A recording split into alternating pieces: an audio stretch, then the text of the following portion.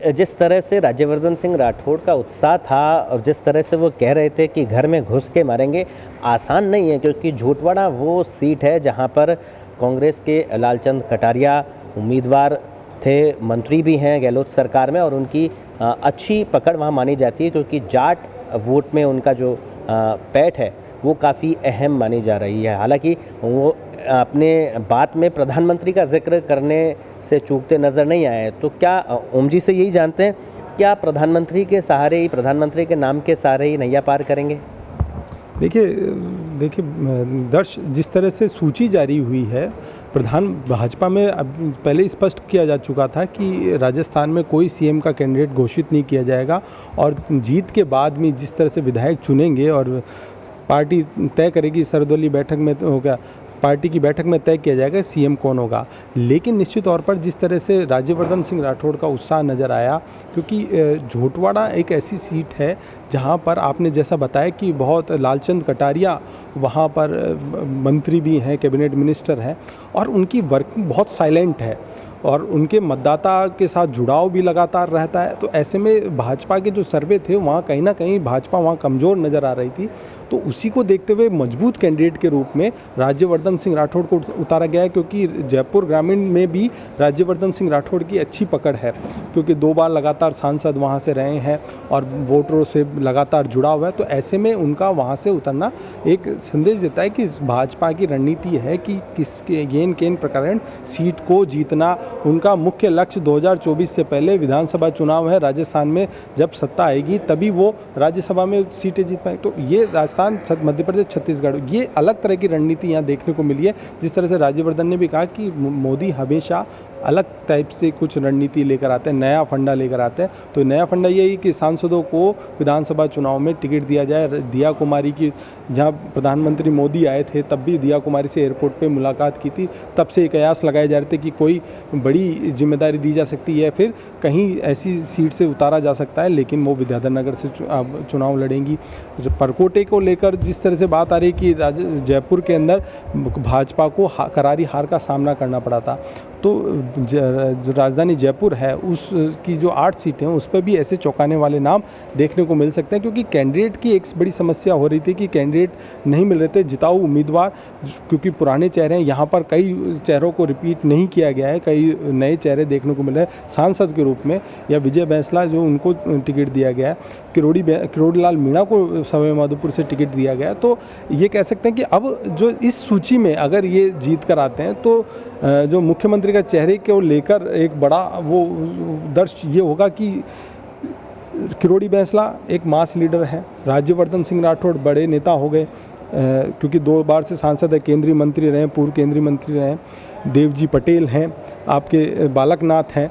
तो ये बड़े नाम, इतने बड़े सारे नाम हैं, तो ये कहीं ना कहीं इस सूची में ये दर्शा दिया गया है कि आला कमान ही सब कुछ है, आला कमान ही तय करेगा। आला कमान ने सूची जारी कर दी है और जिन सीटों पर क्योंकि पहले जो सूची जारी की गई थी, जो उम्मीद की जा रही थी कि ऐसी विधानसभा सीटें जहां पर भाजपा को हार का सामना करना पड़ रहा है, वहां की सीटों की घोषणा, उम्मीदवारों की घोषणा पहले की जाएगी। लेकिन इसके उलट भाजपा ने जो सूची जारी की है उसमें 41 सीटों को शामिल किया है, जहां पहले से कई सीटों में भाजपा को हार का सामना करना पड़ा था। लेकिन ये जो अब की बार जो सूची जारी की गई, क्योंकि मजबूत कैंडिडेट, एक कह सकते हैं कि कमज़ोर कैंडिडेट नहीं है, मजबूत कैंडिडेट 41 के 41 भाजपा ने छानबीन करने के बाद में 41 मजबूत उम्मीदवार मैदान में उतारे हैं पहली सूची से। निश्चित तौर पर क्योंकि कांग्रेस भी इस सूची को देख रही है, मंथन कर रही है और सांसदों के सामने, बड़े बड़े कैंडिडेट के सामने किस तरह के उम्मीदवार उतारे जाएं, तो ये कांग्रेस के लिए भी एक माथापच्ची वाली बात हो जाएगी, क्योंकि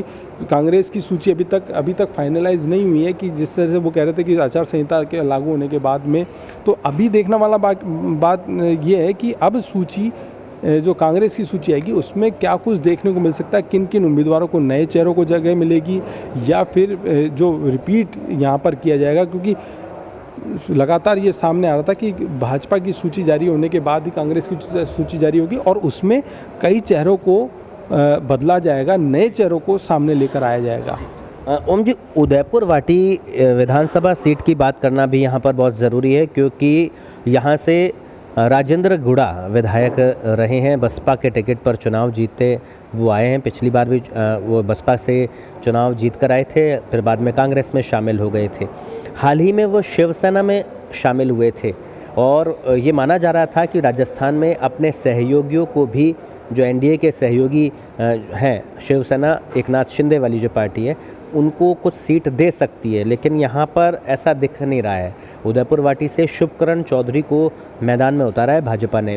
क्या लगता है कि जो सहयोगी हैं उनको नाराज़ एक तरह से नज़रअंदाज कर दिया गया है?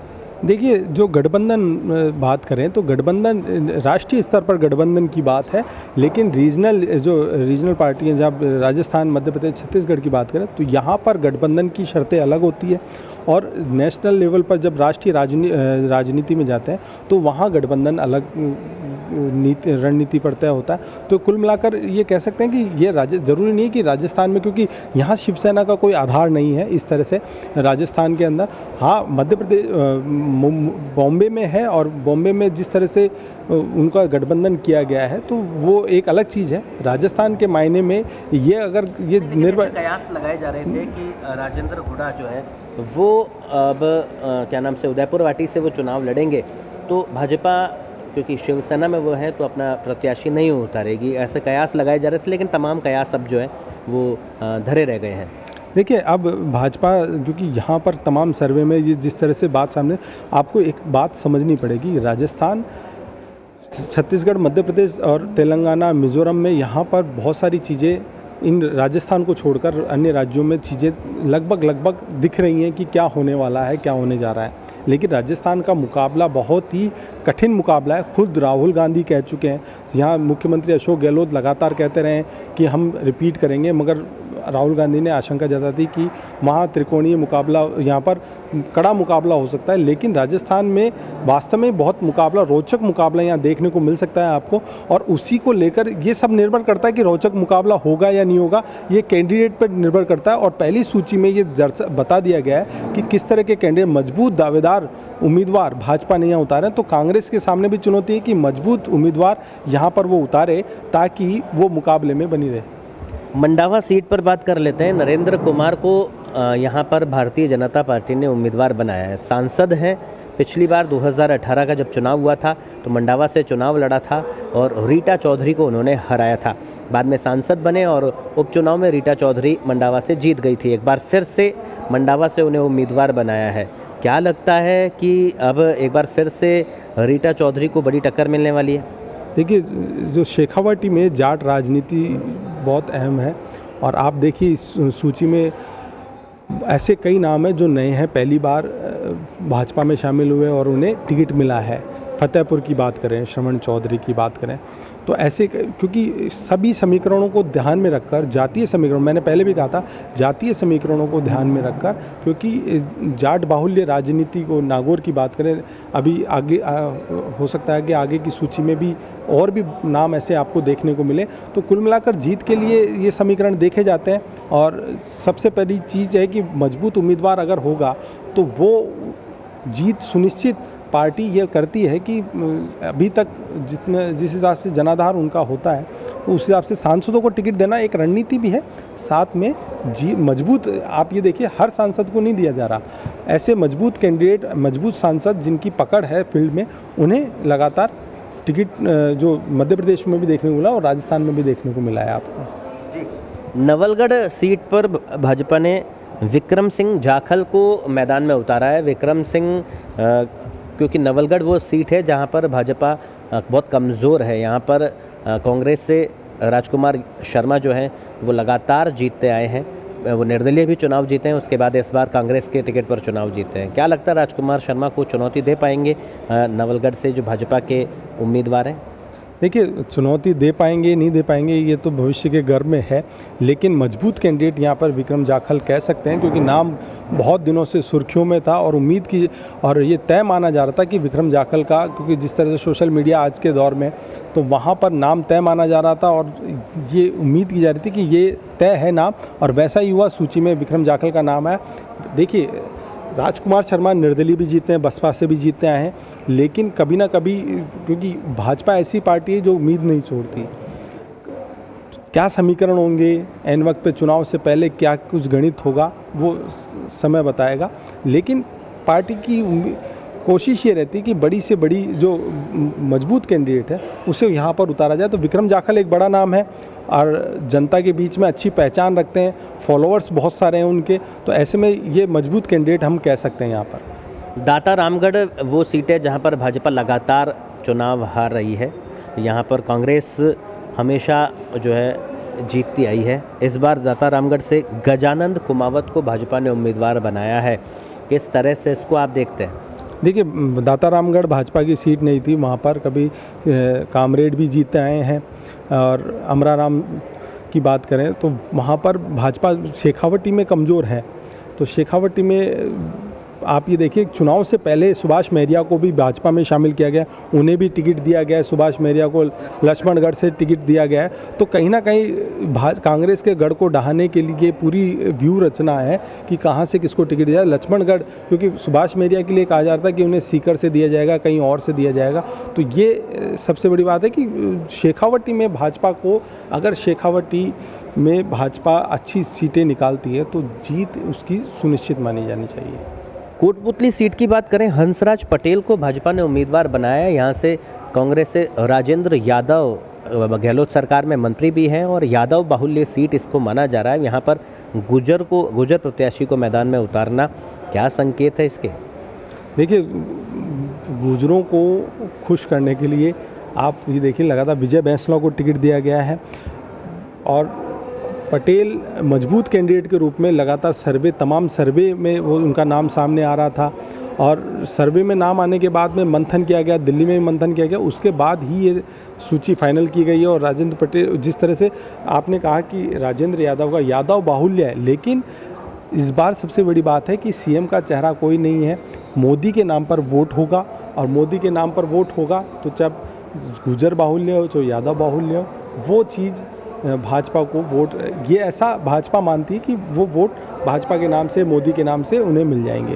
जी, दूदू विधानसभा की बात करें, बाबूलाल नागर जो है वो यहाँ से लगातार जीतते आए हैं।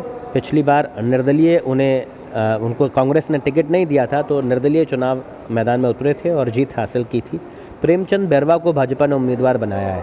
पहले भी वो हार चुके हैं, एक बार फिर से उन पर दाव खेला है। किस तरह से इसको आप देख रहे हैं?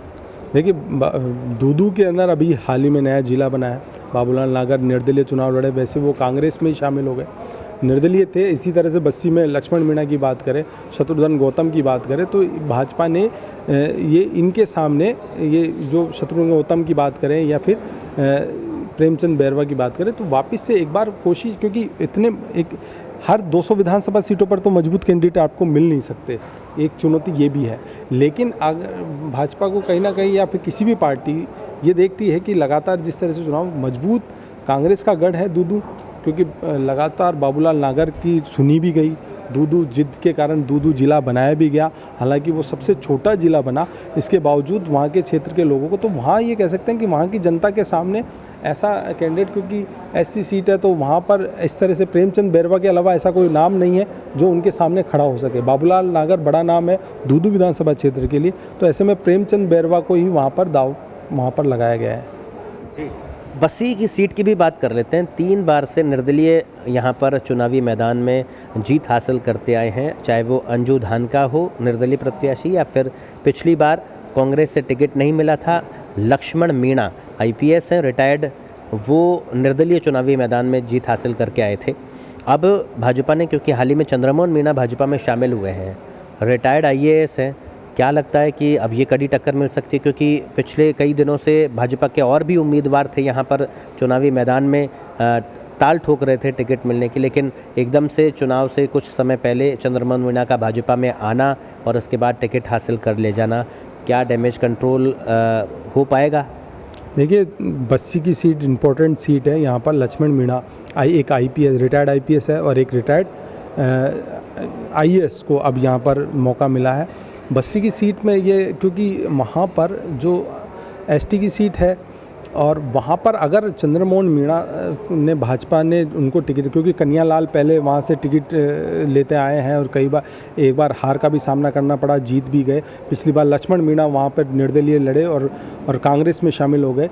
लेकिन इस बार मुकाबला बड़ा कड़ा है, क्योंकि लक्ष्मण मीणा को अगर कांग्रेस टिकट देती है तो वो कांग्रेस के टिकट पे लड़ेंगे, नहीं तो चंद्रमोहन मीणा के सामने लक्ष्मण मीणा और कांग्रेस का कैंडिडेट। ऐसे में यहाँ पर जो निर्दलीय उम्मीदवार है मंजू देवी, वो हमेशा पहले भी इन जो लड़ाई के अंदर भाजपा कांग्रेस की लड़ाई में सीट निकालती आई है। तो इस बार भी अगर कांग्रेस ने लक्ष्मण मीणा को टिकट नहीं दिया चंद्रमोहन मीणा के सामने और दूसरे अन्य कैंडिडेट खड़े होते हैं, तो वहाँ पर ये टफ सीट हो सकती है भाजपा के लिए और कांग्रेस दोनों के लिए। बाबा बालकनाथ वो नाम है जो 7 सांसद हैं भाजपा के चुनावी मैदान में, जिनको पहली सूची में उतारा गया है, तेजारा से उनको उतारा गया है। क्या लगता है ओम जी, क्योंकि बाबा बालकनाथ को लेकर लगातार कयास कह लीजिए या फिर अफवाह कह लीजिए, ये लगातार उड़ते आए हैं कि बाबा बालकनाथ बहुत जल्द भाजपा में कोई एक बड़े पद पर नज़र आएंगे, बड़ा चेहरा भाजपा का राजस्थान में होंगे, तो क्या ये संकेत है? नहीं, ऐसा नहीं कह सकते, क्योंकि भाजपा की ओर से अभी तक इस तरह से कोई संकेत नहीं दिए गए हैं। लेकिन क्योंकि सोशल मीडिया पर तमाम तरह की चीज़ें चलती रहती हैं, क्योंकि उनका योगी आदित्यनाथ के जैसे उसी परंपरा के वो संत हैं और उसी परंपरा के संत होने के कारण लोगों को उम्मीद है कि योगी जैसा योगी आदित्यनाथ ने तो उत्तर प्रदेश में किया, वैसा ही एक चेहरा राजस्थान में लाया जाएगा। और ये भी हम ये नहीं कह सकते कि ये नहीं लाया जाएगा, हो सकता है कि लाया जाए, क्योंकि परिस्थिति बताएगी किस तरह से चुनाव में, क्योंकि 2024 लक्ष्य है और 2024 जब है 25 सीट लोकसभा की राजस्थान में आती है, तो उसके लिए भाजपा को अगर करना पड़ा तो एन वक्त, क्योंकि चौंकाने वाले फैसले भाजपा हमेशा से करती आई है, तो ऐसे में बालकनाथ को देना एक नॉर्मल प्रोसेस आप कह सकते हैं, क्योंकि सांसदों में वो शामिल है। 7 सांसदों को जिनको दिया है उसमें बालकनाथ भी शामिल हो गए, तो एक चेहरा कन्फ्यूज़न की स्थिति हमेशा रहे कि लोगों में भ्रम की स्थिति कि हाँ बालकनाथ भी सीएम का चेहरा हो सकते हैं और उनके नाम पर एक भगवा चोला पहन के अगर उनको टिकट ले सकते हैं, तो वो एक, क्योंकि पार्टी की कोशिश होती है कि मतदाता भ्रमित रहे हमेशा। जी बात करें ओम जी बानसूर की, शकुंतला रावत यहाँ से कांग्रेस के टिकट पर जीत उन्होंने हासिल की है, मंत्री भी है, गुज्जर बाहुल्य सीट से माना जाता है। क्या लगता है बानसूर से देवी सिंह शेखावत को भाजपा ने मैदान में उतारा है, किस तरह से इसे आप देखते हैं? देखिए, अलवर की बात करें तो अलवर में ये बानसूर क्षेत्र में तो गुजर बाहुल्य क्षेत्र, यहाँ पर गुजर यादव और अन्य वोटर्स भी हैं, लेकिन शकुंतला रावत वहाँ पर एक मजबूत कैंडिडेट इसलिए है क्योंकि वो बहुत लंबे समय से वहाँ पर संघर्ष कर रही है, उन्हें जीत हासिल हुई और मंत्री भी बनी। ऐसे में भाजपा के लिए वहाँ कड़ी टक्कर कह सकते हैं, जीत आसान नहीं है वहाँ पर और मुकाबला बहुत मुश्किल वाला है, क्योंकि वहाँ पर शकुंतला रावत का बड़ा उस प्रभावित क्षेत्र में, वो बहुत बड़े क्षेत्र में प्रभावित करती है उस एरिया में, और महिला होने के कारण, क्योंकि वहाँ पर अगर महिला को किसी को टिकट दिया जाता तो निश्चित तौर पर मुकाबला देखने को वहाँ मिल सकता था। बात करें पूर्वी राजस्थान में, पिछली बार ओम जी भाजपा की स्थिति ठीक नहीं थी, पूर्वी राजस्थान में भाजपा को हार का सामना करना पड़ा था। पहली सूची में पूर्वी राजस्थान के ही अधिकतर नाम यहाँ पर नज़र आ रहे हैं, बांदीकुई हो, भागचंद डाकरा, लालसोट से रामविलास मीणा, बामनवास से राजेंद्र मीणा, सवाई माधोपुर से डॉक्टर किरोड़ी लाल मीणा, देवली उनियारा से श्री विजय बैसला। तो क्या लगता है पूर्वी राजस्थान, क्योंकि ईआरसीपी के मुद्दे पर लगातार गहलोत सरकार भाजपा पर हमला बोलती आई है पिछले 5 सालों में, और अभी भी 16 तारीख से वो एक यात्रा निकाल रहे हैं ईआरसीपी को लेके, इस सूची में पूर्वी राजस्थान पर खासा फोकस किया गया है। क्या लगता है पूर्वी राजस्थान को लेकर भाजपा सतर्क है? देखिए, पूर्वी राजस्थान इम्पोर्टेंट है क्योंकि कांग्रेस का गढ़ है पूर्वी राजस्थान, और ईआरसीपी का आपने जिस तरह से मुद्दा बनाया तो निश्चित तौर पर ये मुद्दा उन 13 जिलों से जुड़ा हुआ है जिसमें पूर्वी राजस्थान के अधिकांश ज़िले हैं, और लोगों की मांग है क्योंकि पानी सबकी ज़रूरत है, और अगर ईआरसीपी अगर आती है और भाजपा कोई घोषणा पत्र में कोई वादा करती है तो निश्चित तौर पर भाजपा को फ़ायदा हो सकता है, और मजबूत कैंडिडेट वहाँ पर ढूंढने की कोशिश भी गई, क्योंकि कांग्रेस का गढ़ है, सचिन पायलट भी वहाँ दखल रखते हैं। और पूर्वी राजस्थान में भाजपा नेताओं की बात करें तो भाजपा नेताओं में पूर्वी राजस्थान में सबसे ज़्यादा जो किरोड़ी लाल मीणा है वो पूर्वी राजस्थान में अच्छा दखल रखते हैं। तो ऐसे में पूर्वी राजस्थान में चुनौती है, मगर ये सब कुछ निर्भर करेगा कैंडिडेट के साथ में। अगर भाजपा के घोषणा पत्र में ईआरसीपी को लेकर कोई बड़ी घोषणा की जाती है तो निश्चित तौर पर ईआरसीपी एक बड़ा केंद्र, जिस तरह से आपने कहा, तो कैंडिडेट वहाँ पर पूर्वी राजस्थान में विजय प्राप्त करने के लिए इन्हें कुछ ना कुछ करना पड़ेगा। किशनगढ़ सीट से भागीरथ चौधरी को उम्मीदवार बनाया है, इसे किस तरह से आप देखते हैं? देखो, किशनगढ़ से भागीरथ चौधरी लगातार तैयारी कर रहे थे, उन्हें कहीं ना कहीं संकेत मिले थे। जनगणमन यात्रा की बात करें तो राजस्थान पत्रिका के प्रधान संपादक गुलाब कोठारी जब जनगणमन यात्रा पर निकले थे तब भागीरथ चौधरी ने किशनगढ़ में मुलाकात की थी, वहाँ के ज़मीनी हकीकत और वहाँ के मुद्दों से उनको अवगत कराया गया था, क्या कुछ वहाँ पर चल रहा है। तो उस वक्त ही थोड़ा कहीं ना कहीं संकेत मिल रहा था कि भाजपा इन्हें उम्मीदवार बना सकती है और मजबूत कैंडिडेट है, और वहाँ से क्योंकि पकड़ है भागीरथ चौधरी की, और किशनगढ़ एक ऐसा क्षेत्र है जहां पर भाजपा मजबूत स्थिति में मानी जा सकती है। केकड़ी से लगातार रघु शर्मा चुनाव जीतते आए हैं, उनके सामने शत्रुघ्न गौतम को भाजपा ने मैदान में उतारा है। पिछली बार सचेतक थे वसुंधरा सरकार में, क्या कड़ा टक्कर का मुकाबला है? देखिए, रघु शर्मा जैसे बड़े नेता को टक्कर देने के लिए, क्योंकि ऐसा माना जा रहा है कि रघु शर्मा शायद ही कांग्रेस की तरफ से इस बार चुनाव लड़े, वो अपने किसी रिश्तेदार पुत्र या किसी को चुनाव लड़ा सकते हैं। मगर अगर रघु शर्मा भी चुनाव लड़े तो उनके सामने मजबूत कैंडिडेट के नाम पर शत्रुघ्न गौतम के अलावा कोई दूर दूर तक कोई नेता नहीं है। ऐसे में एक निश्चित तौर पर जो कुछ नाम है तय है, जो आने ही आने हैं, उनमें शत्रुघ्न गौतम शामिल है। इसके अलावा कोई कैंडिडेट केकड़ी के अंदर रघु शर्मा के सामने नहीं आ सकता। जी, बात करें बायतू सीट की तो यहाँ पर हरीश चौधरी कांग्रेस से जीतते आए हैं, मंत्री भी थे भाजपा के, माफ़ कीजिएगा, पंजाब में कांग्रेस के प्रभारी भी हैं। क्या लगता है, हरीश चौधरी को टक्कर दे पाएंगे बालाराम मूड? देखिए, बड़ी एक अच्छा सवाल आपने किया। बालाराम मूड एक नया चेहरा है, लेकिन भाजपा के मंत्री वहाँ पर रहे हैं वो, और पिछली बार भी उनका नाम शामिल था और दावेदार थे, प्रमुख दावेदारों के रूप में, लेकिन कैलाश चौधरी को वहाँ पर टिकट दिया गया। कैलाश चौधरी को हार का सामना करना पड़ा। कैलाश चौधरी पहले भी इस सीट से लड़ चुके हैं और जीत के बाद उन्हें पिछली बार हार का सामना करना। कैलाश मूड एक ऐसा नाम है जब वहाँ पर उनकी पकड़ है लोगों में, वोटर्स में, कार्यकर्ताओं में, तो बहुत एजेड हैं। उम्मीद की जा रही थी उन्हें उम्मीदवार बनाया जाए, पिछली बार ही बना दिया जाता, लेकिन किन्हीं कारणों से समीकरण नहीं बैठे और उनका टिकट कटा था। इस बार उन्हें टिकट दिया गया है, और बायतू क्षेत्र में ही कार्यकर्ताओं की बात करें तो कार्यकर्ताओं में उत्साह का माहौल है, क्योंकि उन्हीं के बीच में से एक ऐसा नेता जो उनके बीच में है, भाजपा के पदाधिकारी हैं, और उन्हें टिकट दिया गया है। सांचौर से देवजी पटेल, सांचौर बड़ी मुश्किल सीट है भाजपा के लिए, क्या देवजी पटेल नैया पार लगा पाएंगे? जी, निश्चित तौर पर सांसद को अगर टिकट दिया है तो कमज़ोर सीटों पर मजबूती के साथ भाजपा उभरे।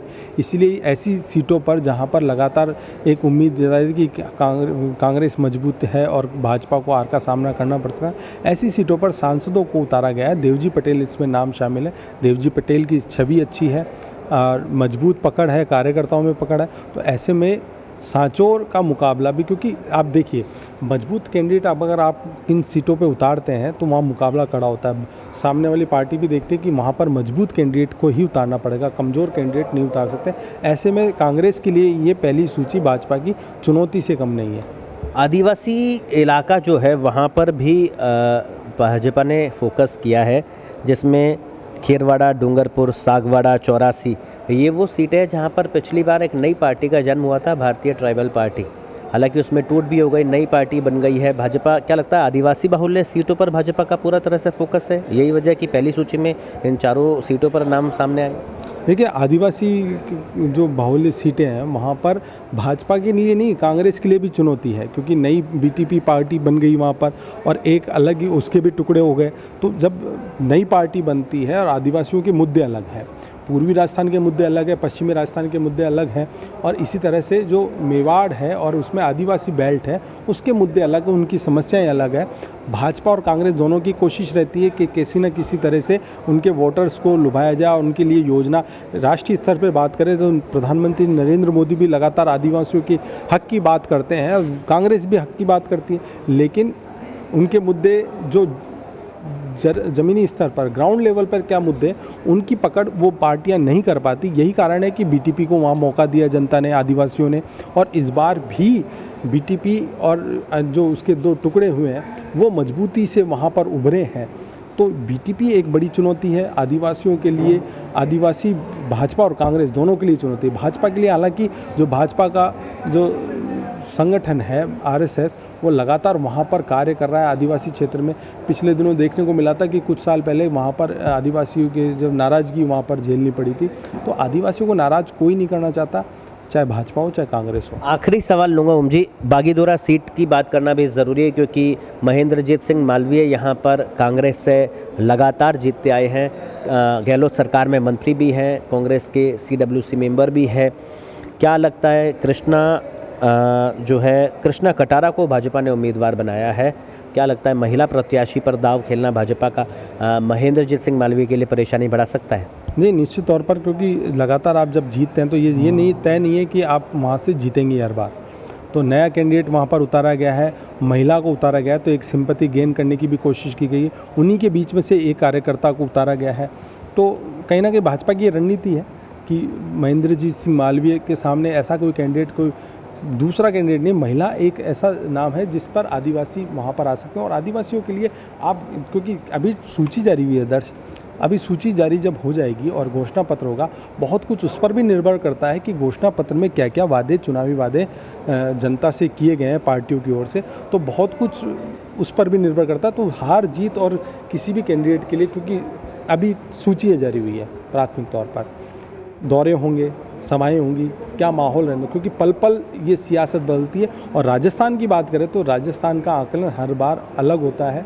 हर बार की तरह इस बार भी आकलन बिल्कुल जिस तरह से तय मान रहे थे तमाम मीडिया संस्थान हो चाहे नेता हो कि इस तरह से होगा, उसके विपरीत ये सूची आप कह सकते हैं। तो कुल मिलाकर भारतीय जनता पार्टी ने राजस्थान विधानसभा चुनाव के लिए पहली सूची जारी कर दी है। 41 नाम इसमें सामने आए हैं। 7 सांसदों को भाजपा ने मौका दिया है, 4 महिला प्रत्याशियों को भी मैदान में उतारा है। एक एक सीट का विश्लेषण हमने किया, क्या वहाँ पर समीकरण है, किस तरह से कांग्रेस के प्रत्याशी को भारतीय जनता पार्टी के जो उम्मीदवार हैं वो टक्कर देने वाले हैं। तमाम चीज़ों का आकलन ओम जी के साथ में हमने किया। जी अभिषेक, ओवर टू यू।